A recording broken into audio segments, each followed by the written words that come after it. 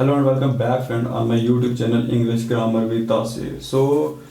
आज हमने पढ़ना तो टेंसेस थे, लेकिन उससे पहले एक बहुत ही इंपॉर्टेंट टॉपिक है जो आपको पढ़ना बहुत ही ज़रूरी है। भाई जब तक आप वो टॉपिक अच्छे से नहीं कर पाओगे तो आप टेंस नहीं कर पाओगे। इसलिए मैं ये चाहूँगा कि आप ये वाली वीडियो जो है ये पहले अच्छे से देख लो, उसके बाद मैं नेक्स्ट वीडियो कल आपको चढ़ाऊंगा जो टेंसेस के ऊपर होगी। ठीक है, तो ये जो है अभी भाई ये बेस है टेंसेस का, तो अगर ये आप अच्छे से नहीं करोगे तो टेंस अच्छे से नहीं कर पाओगे। इसमें मैं समझाऊंगा प्रोनाउन चार्ट के बारे में आपको। प्रोनाउन चार्ट का नाम शायद आपने पहले सुना, प्रोनाउन का नाम तो सुना ही होगा, प्रोनाउन चार्ट का नाम शायद आपने नहीं सुना होगा, तो आप देख लो।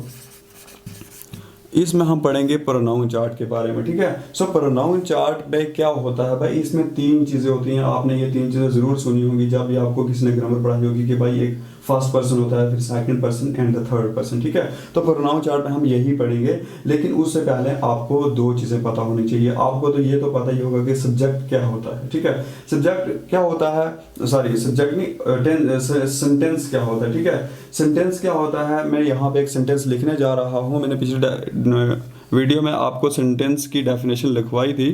आई एम गोइंग टू स्कूल, ये एक मैंने सेंटेंस लिखा। भाई सेंटेंस क्या होता है, जिसका हमें पूरा मानी समझ आता है। ठीक है, जिसका हमें पूरा मतलब समझ आ जाता है उसको हम सेंटेंस कहते हैं। यहाँ पर सेंटेंस में दो चीज़ें हैं जो आपको समझनी बहुत ही ज़रूरी है। कौन कौन सी दो चीज़ें हैं, एक यहाँ पर आ गया आई। जैसे मैं स्कूल जा रहा हूँ तो जो बंदा काम कर रहा होता है, जो सेंटेंस के शुरू में जो वर्ड होता है उसको हम सब्जेक्ट कहते हैं। ठीक है, ये आपको चीज़ समझनी ज़रूरी है, इसको हम सब्जेक्ट कहते हैं। ठीक है, जो शुरू में वर्ड जिससे हम सेंटेंस शुरू कर रहे हैं और जिस पे ख़त्म हो रहा है, ठीक है, और जिस चीज़ के ऊपर काम किया जा रहा होता है उसको हम ऑब्जेक्ट कहते हैं। ठीक है, अब ये चीज़ आपको दो समझ आनी चाहिए अच्छे से, सब्जेक्ट क्या होता है और ऑब्जेक्ट क्या होता है। भाई सब्जेक्ट वो होता है जहाँ से जिससे हम क्या करते हैं सेंटेंस की शुरुआत करते हैं, और ऑब्जेक्ट भी वहाँ होता है जहाँ पर सेंटेंस खत्म होता है। ठीक है, अब प्रोनाउन चार्ट में हम प्रोनाउन के बारे में पढ़ेंगे। भाई कौन से प्रोनाउन जो हैं जिनसे सेंटेंस शुरू होता है और जिनसे सेंटेंस खत्म होता है। ठीक है, सो इसमें भी हम वो वाले लिखेंगे, जिस यहाँ पर हम लिखेंगे वो वाले जो सब्जेक्ट में आते हैं, मतलब जिनसे सेंटेंस शुरू होता है, और यहाँ पर लिखेंगे जिन पे सेंटेंस खत्म होता है ऑब्जेक्ट। ठीक है, इसमें भी भाई दो चीज़ें हैं, एक है सिंगुलर और दूसरा प्लूरल। ठीक है, आपको सिंगुलर क्या होगा कि भाई जब बंदा अकेला होता है खुद के लिए कौन से वर्ड यूज़ करेगा। प्लूरल मतलब जो आ गया बहुत सारे बंदे हैं तो उनके लिए कौन सा वर्ड यूज़ करेगा। तो सबसे पहले हम पढ़ेंगे फर्स्ट पर्सन के बारे में। अब फर्स्ट पर्सन में सिंगुलर में, सॉरी यहाँ पे सिंगुलर और प्लूरल, और यहाँ पर भी सिंगुलर और प्लूरल। मैं चाहूँगा कि आप ये वीडियो बहुत ज़्यादा शेयर करो ताकि वो बच्चे जो टेंस सीखना चाहते हैं उन तक ये वीडियो पहुँच सके और वो टेंस अच्छे से पढ़ सकें। ठीक है, सो हम सिंगुलर में सब्जेक्ट में कौन से वो जो प्रोनाउन हैं जो हम यूज़ करते हैं जब हम टेंस शुरू करने वाले होते हैं, जब हम सेंटेंस शुरू करने वाले होते हैं, तो कौन से होते हैं, आई और माई। भाई अगर हम सेंटेंस शुरू कर रहे हैं तो अगर हम सिंगुलर हैं, खुद के लिए बोल रहे हैं, फर्स्ट पर्सन में वो बंदा होता है जो काम कर रहा होता है, जो पहला बंदा होता है। ठीक है, जैसे मैं पढ़ा रहा हूँ तो मैं फर्स्ट पर्सन हूँ। ठीक है, सो आई या फिर हम माई का इस्तेमाल करते हैं जब हम सेंटेंस शुरू कर रहे होते हैं सिंगुलर के लिए, और प्लूरल के लिए क्या होता है, वही और ओवर। ठीक है, सो ये चार सेंटेंस हैं जिससे हम क्या करते हैं सेंटेंस की शुरुआत करते हैं। अगर सिंगुलर है तो ये वाले लगाएंगे, अगर प्लूरल है तो ये वाले लगाएंगे। ठीक है, उसके बाद अब वो कौन से वर्ड हैं जो हम ऑब्जेक्ट में यूज़ करते हैं। ठीक है, ऑब्जेक्ट में सिंगुलर कौन हो गया,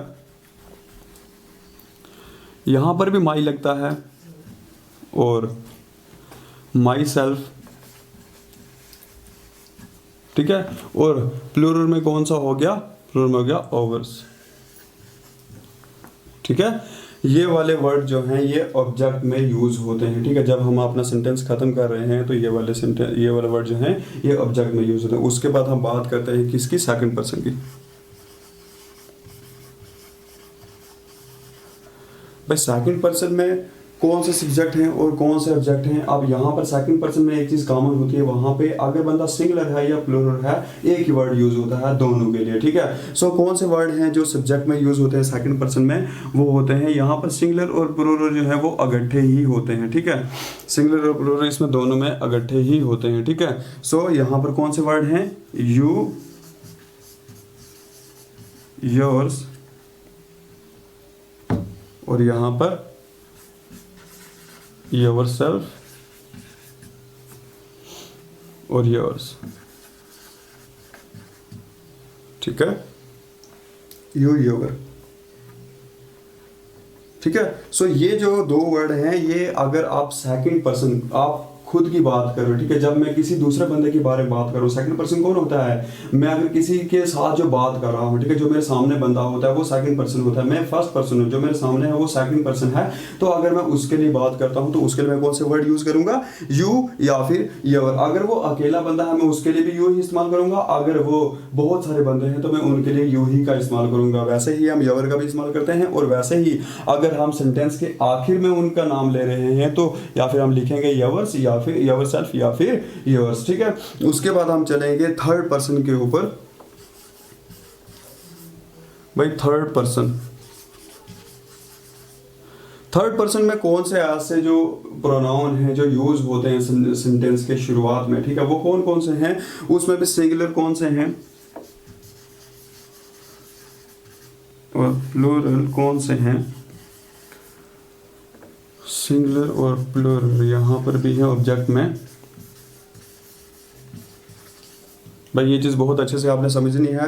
थर्ड पर्सन सिंगुलर कौन होता है, ही, शी, इट। इधर हम किसी का नाम भी ले सकते हैं, ठीक है, नेम्स, किसी का भी नाम, ठीक है। और ये सिंगुलर में होता है अगर हम कहीं थर्ड पर्सन किसी तीसरे बंदे की बात कर रहे हैं, ठीक है। थर्ड पर्सन को हो गया जो तीसरा बंदा होता है उसकी जब आप बात करें तो अगर हम उसका नाम या फिर उसके बारे में हम बोल रहे हैं तो अगर सेंटेंस शुरू कर रहे हैं उसके नाम के साथ तो वो वाला जो है उसको थर्ड पर्सन बोलते हैं। और अगर अकेला है तो हम उनके लिए ये वाले प्रोनाउन का इस्तेमाल करेंगे, ठीक है। तो अगर बहुत सारे हैं तो उनके लिए कौन सा करेंगे, उनके लिए करेंगे दे, देयर या फिर दीज और दोज, ठीक है। ये वाले चार वर्ड हैं। अगर हम वो बहुत सारे बंदे हैं या बहुत सारी चीज़ें हैं तो उनके बारे में हम कोई सेंटेंस बनाना शुरू करें तो सब्जेक्ट में ये वाले चार वर्ड लग सकते हैं, ठीक है। उसके बाद ऑब्जेक्ट में कौन से लगेंगे भाई, ऑब्जेक्ट में लगेंगे यहाँ पर हर,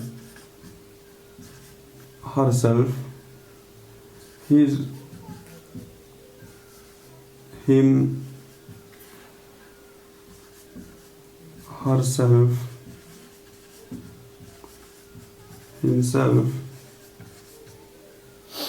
उसके बाद जो प्लूरल में कौन से लगेंगे, themselves, them, ठीक है। सो ये वाले वर्ड हैं, ये वाले प्रोनाउन हैं जब हम सेंटेंस को शुरू कर रहे हैं या सेंटेंस को ख़त्म कर रहे हैं, ठीक है। सो ये वाले प्रोनाउन जो हैं ये यूज़ होते हैं, ठीक है। और जब हम क्या कर रहे हैं, कोई भी सेंटेंस शुरू कर रहे हैं या फिर सेंटेंस ख़त्म कर रहे हैं, सेंटेंस सब्जेक्ट में लिख रहे हैं और कौन से ऑब्जेक्ट में लिख रहे हैं, तो कि यहाँ पर ये प्रोनाउन चार्ट है, ये आपको बहुत अच्छे से समझना है। और इसके बाद जो मेरा जो नेक्स्ट टॉपिक आएगा वो टेंसेस के ऊपर आएगा, जो आपको ये वीडियो बहुत ज़्यादा शेयर करें ताकि उन बच्चों तक पहुँच सके जो टेंस सीखना चाहते हैं, ठीक है। सो ये प्रोनाउन आप अपनी नोटबुक के ऊपर लिख सकते हो, ठीक है। So I am going to end my video here, so best of luck, have a good day.